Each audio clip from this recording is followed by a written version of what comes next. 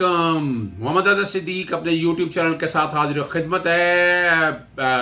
फैसला आ गया जिसका इंतज़ार हम सबको था। आपको याद होगा सितंबर 9 2020 मोटरवे वाकया, जिसमें मैं औरत का नाम नहीं लेता, ज़रूरत नहीं है इस लेने की।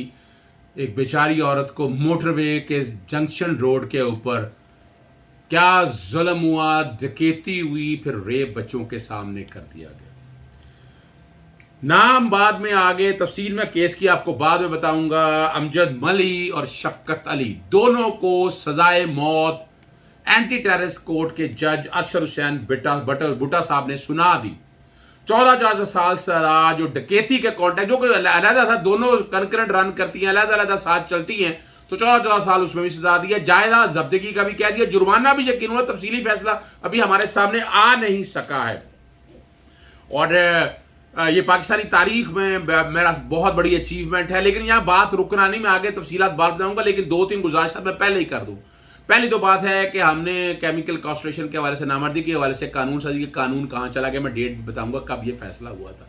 लेकिन यहाँ पुलिस और मोटरवे पुलिस के खिलाफ कुछ नहीं हुआ, ना महकमा ना कार्रवाई के हवाले से कोई चीज़ आई, ना कोई जुडिशल कमीशन बना कि बैठ के कैसे रोका जा सके कि चीज़ों को बेहतर किया जाए। मुख्तलिफ चैनल के साथ इंटरव्यू लेते हुए बड़ा वाज़ेह कहा था कि यहाँ ज़रूरत समर की है। या नहीं है कि पुलिस का जुरिसडिक्शन का मसला आ जाए, इलाके का मसला आ जाए, यहाँ FIA की रिपोर्ट हो जाए, किसी नैब को रिपोर्ट है, किसी भी रियासती इदारे को जब रिपोर्ट हो जाए वो काम शुरू कर दे और बाकी फोर्सेस को अपना लूप में ले, लाइन में ले। सेक्शन 154 या एक कानून 18वीं तरमीम में जब सत्यानाश किया, इसको बेहतर इसी तरह किया जा सकता है कि आप इन चीज़ों को इस तरह बनाएं, हार्मोनाइज करें और चीज़ें बेहतर आ जाए। वैसे पुलिस के खिलाफ कोई मुकदमा दर्ज नहीं हो, कोई सजाएं नहीं हो सकी उन पुलिस वालों को जिनकी लापरवाही की वजह से, क्रिमिनल नेग्लिजेंस की वजह से ये वाकया हो गया। टाइमली पहुंच जाते तो शायद बचत हो जाती। ये गुजारिशां थी आपके सामने। कुछ तारीखी हकायक हैं जो आपके सामने रखने हैं। 9 सितंबर का ये वाकया आपके सामने, लाहौर गुजरपुरा के करीब ये मोटरवे से, रिंग रोड से मोटरवे को लिंक रोड मिलाती है। जब उस बच्ची के साथ, उस औरत के साथ रेप हुआ, बच्चे साथ थे उनके, 3 ATM कार्ड ले लिए और लाख रुपए निकाल लिए। पंजाब के चीफ मिनिस्टर उस्मान बुज़ार IG ने नोटिस दिया। 10 दिसंबर को 12 सस्पेक्टेड जो है ना, जिनको जो डाउट था जिनके ऊपर, पकड़ लिया। 20 टीमें तश्कील दी गई। स्पेशल ब्रांच CI का हवाले से ये कहा गया और CCPO को कहा कि लीड कर रही है इन्वेस्टिगेशन की। और 10 तारीख को CCPO अपना उमर शेख का कंट्रोवर्शियल स्टेटमेंट आया कि औरत घर से क्यों निकली, वो आपके सामने रिकॉर्ड, मैं डेट वाइज बता रहा हूँ आपको। 12 सितंबर 2020 को जो पंजाब के IG इनाम गनी साहब हैं, उन्होंने बताया कि फोर्ड अब्बास का आबिद अली इसमें प्राइम सस्पेक्ट है, जो भावल नगर से, और वकार हसन जो है ना वो इसका साथी है, एकम्प्लिश है। और पुलिस ने सस्पेक्ट्स को पकड़ने के हवाले से वज़ीर आला ने ऐलान किया कि 2.5 बिलियन 25 लाख रुपए का जो मदद करेगा उसको। औरतें एहतजाज के लिए निकल आई। ये डेट पर, ये 12 सितंबर का ही वाक़या है। और 12 तारीख को CGP साहब ने कहा कि गवर्नमेंट को ज़रूरत है कि वो जाग जाए, और दरख्वास्त भी दायर हुई कि इसमें जुडिशल कमीशन, देखिए जुडिशल कमीशन होना चाहिए। वैसे यहाँ बताऊँ, पंजाब की फॉरेंसिक अथॉरिटी ने मैच पॉसिबल जो DNA है वो सारा 53 DNA सैंपल लिए थे। और तकरीबन वहाँ पर जो सारी चीज़ें सामने आई, 25 साल भावल नगर के मुलजिम के कॉन्टेक्स्ट में आई। 13 सितंबर को चार्ज ले लिया मोटरवे की सिक्योरिटी का, जो ये इस एरिया पर पेट्रोलिंग शुरू कर दी। बड़ी देर की मेहरबान आते आते 48 DNA के सैंपल लिए गए पंजाब पुलिस ने, जो वहाँ के इलाके के करीब के लोग थे। और 13 सितंबर 2020 को वकारुल हसन को CI मॉडल टाउन ने पकड़ लिया। ये 36 साल था, जो सरेंडर किया शनाख्ती कार्ड के साथ, जो कि तस्वीर फ्लैश हुई थी।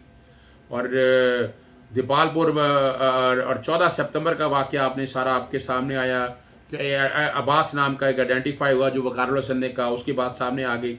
और 13 सितंबर को CCPO ने अपनी माफ़ी मांग ली इस कॉन्टेक्स्ट में, और CCPO लाहौर हाई कोर्ट में पेश हुए थे। और इसी डेट को ही 13 सितंबर को केमिकल कास्ट्रेशन का वज़ीर आज़म ने कहा, और आज तक खामोशी है उसके हवाले से, काम होना चाहिए। और मुराद सईद साहब ने कहा है, बयान दिया कि ये मोटरवे पे हुआ, मोटरवे के साथ लिंक रोड है कि ये जुरिसडिक्शन के मामले से हमें निकलना है। और जो शफकत जो पकड़ा था, गिरफ्तार किया था, उसको 15 सितंबर को अदालत में पेश कर दिया गया।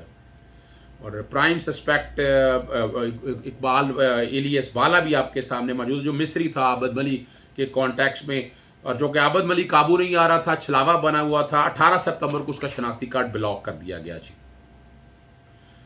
اور 14 دن کا ریمانڈ شفقت علی جو پکڑا ہوا تھا ان کو دے دیا، اور جو کہ آئیڈینٹیفیکیشن پریڈ شناخت پریڈ نہیں ہوئی تھی. اکتوبر 2020 کو پیمرا نے اس کی کوریج کے اوپر پابندی لگا دی تمام چینلز کے اوپر. بڑا اعتراض ہوا اس پہ، لیکن ٹھیک کیا تھا یہ سارا کام کرنے کو. اور اکتوبر 12 2020 کو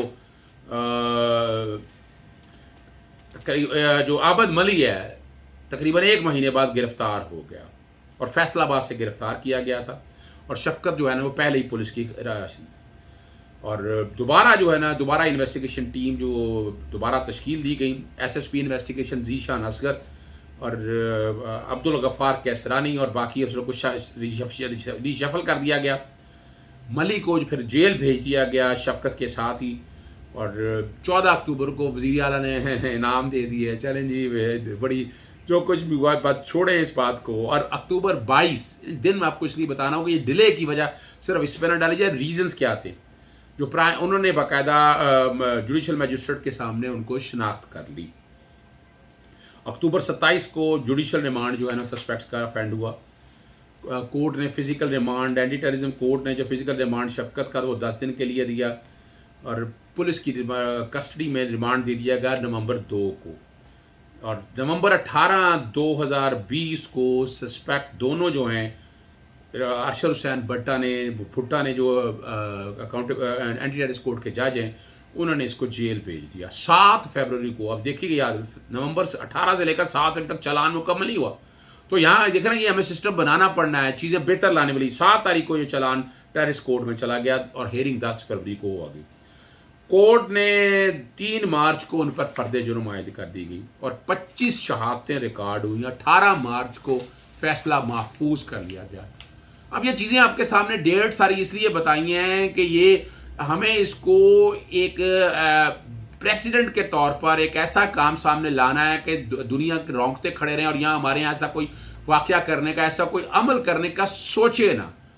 یہ بڑا ظلم ہے، یعنی سزا اور جزا کا عمل چل رہا ہے مگر یہ واقع رک نہیں رہے. اس کی بنیادی وجوہات کیا؟ ایک تو اویئرنس کیمپین کوئی نہیں ہمارے یہاں قانون میں بہت سکم ہے.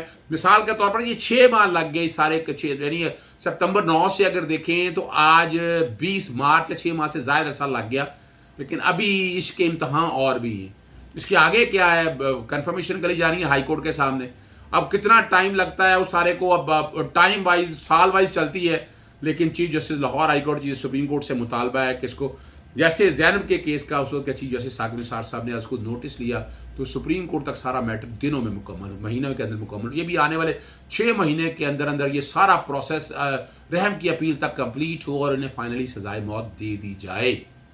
لیکن اس کے لیے جب تک ہائی کورٹ ورنہ ڈیلے ہو جائے گا، پھر کون سوئے گا، کل کیا ہوتا ہے، کیا حالات ہوگا. ویسے تو اسٹرانگ ایویڈنس ہے، پروسیکیوشن نے کیس اچھا لڑا ہے، ڈی این اے کے ٹیسٹ موجود ہیں، شہادتیں موجود ہیں. شہادتوں میں بہت سے نام لینے کی مجھے ضرورت ہے کہ کس کسی شہادتیں ہوئی ہیں، لیکن یہ ریکارڈ کے اوپر چیزیں ساری موجود ہیں. لیکن یہ ہائی کورٹ کا پروسیس کمپلیٹ ہونا بہت ضروری ہے. پھر سپریم کورٹ میں آگے اپیل فائل ہو تو وہ بھی 6 ماہ کا ٹوٹل عرصہ رکھ لیا جائے. پھر اپیل کی رحم کی اپیل رحم تو اپیل اس میں ملنی نہیں ہے، لیکن اگر کوئی دائر کرتا ہے تو اس کو بھی فوری طور پر کمپلیٹ ہونا چاہیے. یہ پروسیس دنوں میں مہینوں میں کہہ رہا ہوں، لیکن اگر پاسبل ہو سکے تو دنوں میں کمپلیٹ کرنا چاہیے. اس کے لیے ہم حکومت وقت کو، صوبائی حکومت کو، وفاقی حکومت کو اور ہماری عدالتوں کو اس معاملے میں اکٹھا ہونا پڑے گا. چیف جسٹس وغیرہ سارا معاملہ سے ڈسکس کر کے اس کو سپیڈی کیسے کیا جا سکتا ہے. اور اگر ہم سپیڈی کریں گے تو سپیڈی جسٹس سے ایڈوانٹیجز بہت آئیں گے. لیکن یہ بہت بڑی ایک کاوش ہے، بہت بڑی کامیابی ہے. سزائے موت میں فیصلہ آنے سے پہلے مختلف نیوز چینل سے گفتگو کر رہا تھا، تو میں نے سزائے موت کا کہا تھا اور ساتھ کہا تھا کہ دوسرے جڑے ہوئے آفینسز ہیں اس میں بھی سزائیں ہوں گی. اور 14 سزا آپ نے سن لی ہے، اس کے اندر ہو چکی ہے، سزائے موت ہو چکی ہے.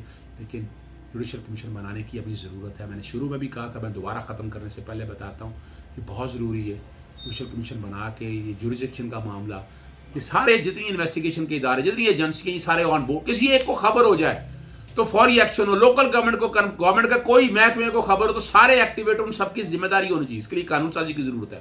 18ویں ترمیم میں تباہی جو کی ہے وہ ختم ہونی چاہیے. اسی یہ بات ختم نہیں ہوتی ہے، آگے ہمیں سوچنا ہے، آگے ہمیں معاملات کو لے کے جانا ہے. کوئی پولیس والے اور موٹر وے جن کا قصور تھا ان کو بھی نہیں چھوڑنا. ان کے خلاف جو کام لے کے جانا ہے، جو سزائیں دینی ہیں، ان کو 155C کے ساتھ اگر مقدمہ درج ہونا ہے پولیس آرڈر کے تحت، ان کو بھی تو فکس کرے نا، تبھی یہ معاملات آگے بہتری کی طرف جائیں گے۔ امید ہے جو میں نے گزارشات کی ہیں اس پر سیریسلی سوچا جائے گا اور اس پر عمل درآمد کیجیے گا۔ اجازت دیجیے گا، اللہ حافظ، پاکستان زندہ۔